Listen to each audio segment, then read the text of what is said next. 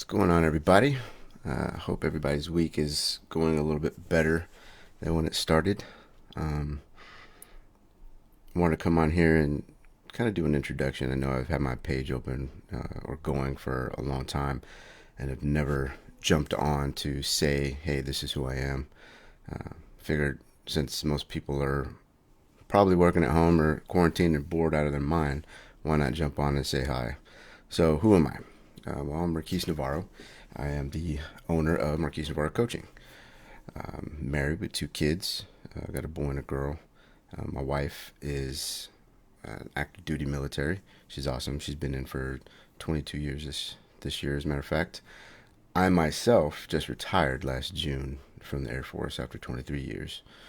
And of course, what I do now has nothing to do with what I used to do. I started out in law enforcement, technically security. So I came in way, way back in the day into security police. This is before they changed the name. For those of you who don't know what that is, it's basically military police. But I came in as a security guard guy. I know it's not really a security guard, but that's pretty much what it was. I guarded some really, really expensive stuff, and then they transitioned to law enforcement. Got my hands on that. That was fun, and then eventually I cross trained into the Air Force Office of Special Investigations. Really cool name. No, I'm kidding. It was a really cool job as well. So, and for those of you who don't know what that is, which is probably the majority of the folks on this page following me, that is basically, I hate to say it because it sounds kind of snobbish, but we're like the FBI for the Air Force. We ran felony level investigations. I did, criminal investigations. I did protective service operations, counterintelligence. I did a little bit of everything. And then, yeah, I decided it was time for me to go. So I retired after 23 years of service. Loved it. I wouldn't have changed it for nothing. But after I got out, I decided to become a coach. And it's kind of a huge gap, if you will, in the duties I had and responsibilities, except for the last 6-ish years of my military career, I was in a leadership position. And being in a leadership position, you're forced to do coaching. You just don't call it coaching. And of course, I had to learn, baptism by fire. I had to do a lot of stuff to figure out my own way, who I was as a person, as a leader, which helped me, in my journey of becoming a more effective leader. Now, I'm not saying I was good, but I will say I tried my damnedest to make sure my folks had what they needed. So, that's kind of how I got my start into coaching, got my degree, started looking into executive coaching because I enjoy leadership. But then I started looking into the whole person, transformational type coaching, mindset, the way people see their world, the way people speak about their world. It it definitely helps when it comes to, if you want to be an effective leader, you've got to know where you're at as a person. So that's kind of the long and short of who I am and where I came from. I don't want to make this all about just me. I want to talk a little bit about you and in the world today and how things are going. Um, I'm not going to sit here and say I've got it all figured out because I think we're all in the same boat. We are trying to maintain a level of sanity during these trying times. And it's difficult. I know it is, which is why I posted up a few things this week to try to make people think a little bit more beyond the current, situation. The first quote I had posted, which I've got right here, and I'm not going to say I've memorized it. Instead of worrying about what you can control, shift your energy to what you can create. And that was by Roy T. Bennett. So I found that quote, and then I instantly knew I had to post it because it made so much sense. There's nothing we can do right now. There's nothing we can do to control our current environment. It's kind of out of our hands. About the only thing we can do is control how we react to it, how we behave during the situation. And shifting our energy to creating something would probably benefit most of us to get our mind off of things. And when I say create, I don't know what his intent was when he meant create, but when I read this, I think creation is anything. It could be physical, it could be spiritual, mental, you know, anything. If you got kids, creating a space for, you know, them to have fun while they're cooped up in the house with their mom or dad, you know, anything. Create a space for yourself to relax and come down and take your mind off things, or create a space where you just stay active. You know, for me, I like to woodwork. I got a workshop in the garage, and I've been neglecting it. And I think during this time of isolation, I need to get back in there and start putting saw to wood and you know, make some sawdust. It'd be a good time, or as we like to call it, man glitter. I think it's very important to do that. You know, a lot of people saw this as a horrible situation, which it is. I'm not gonna say it's not. I'm not gonna say it's not a horrible situation. For a lot of people, it is a very horrible situation. But it's something that wasn't anything that we caused. You didn't cause this. You know, you didn't cause this thing to happen. You didn't cause people to react the way they reacted. Just people do that. So what can you do? What can you control? Well, you can control yourself, your mindset, your reaction to everything. You know, and it's going to be difficult. I'm not going to say it's like, oh, just snap a finger and flip a switch and everything's good to go. No, it's going to take a little bit of effort on everybody's part, you know. But I beg you to not dwell on the grim. Yes, it's grim, but you got to think about the light at the end of the tunnel in these kind of situations, you know. And I think that brings me to my next quote that I posted, and it was an unknown author, excuse me. Don't define your world in black and white because there is so much hiding amongst the grays. Now, this is definitely something I've believed in for I don't know how long. Been a long time. Why? Because I know that not everything is black and white. There's so much gray area to everything, you know.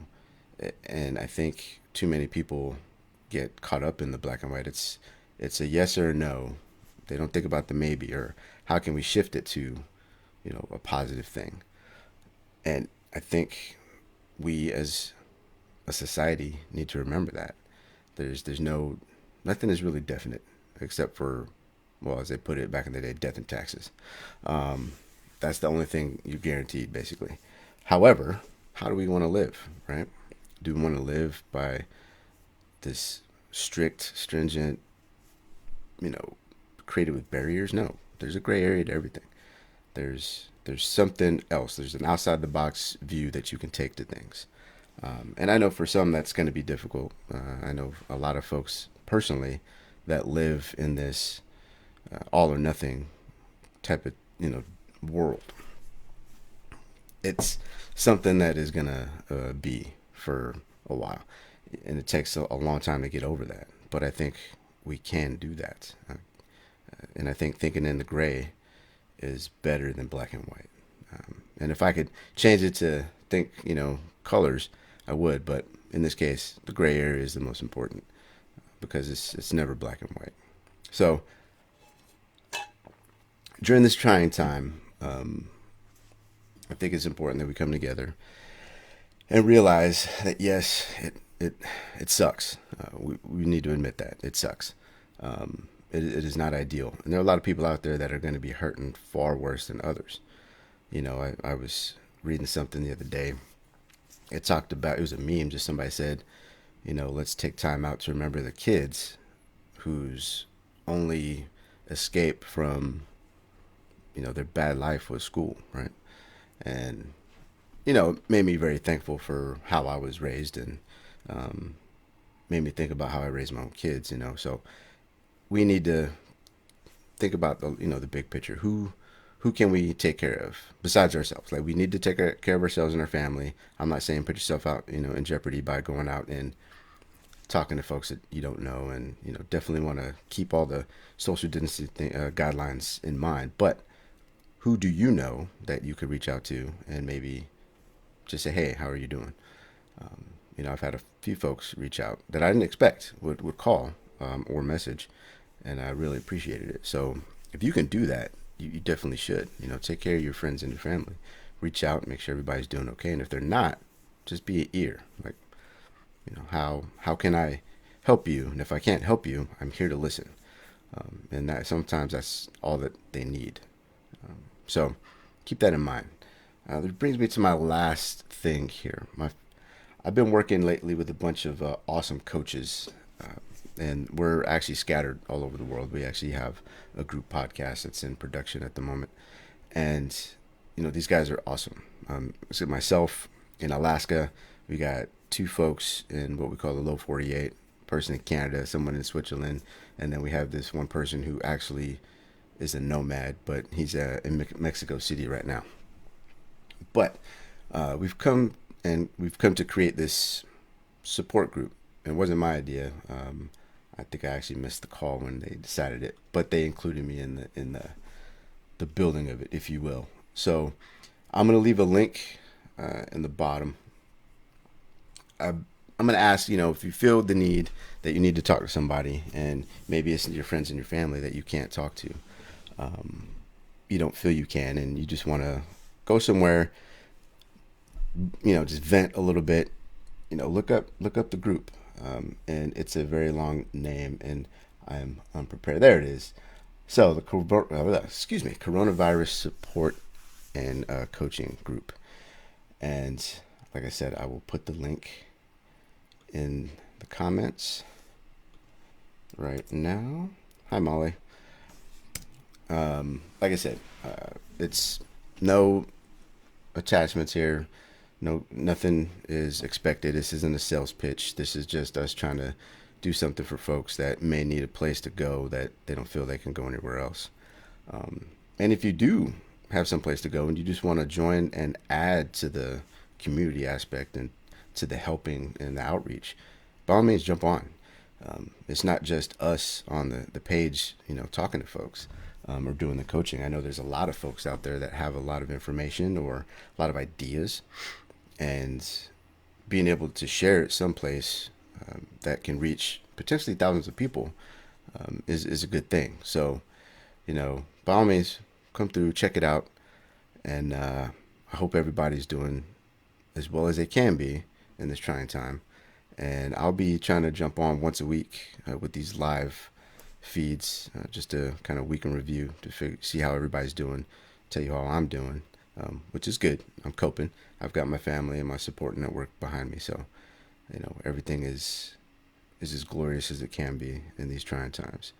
So, thank you for listening. Thank you for tuning in. Hope you come back. Y'all take care now.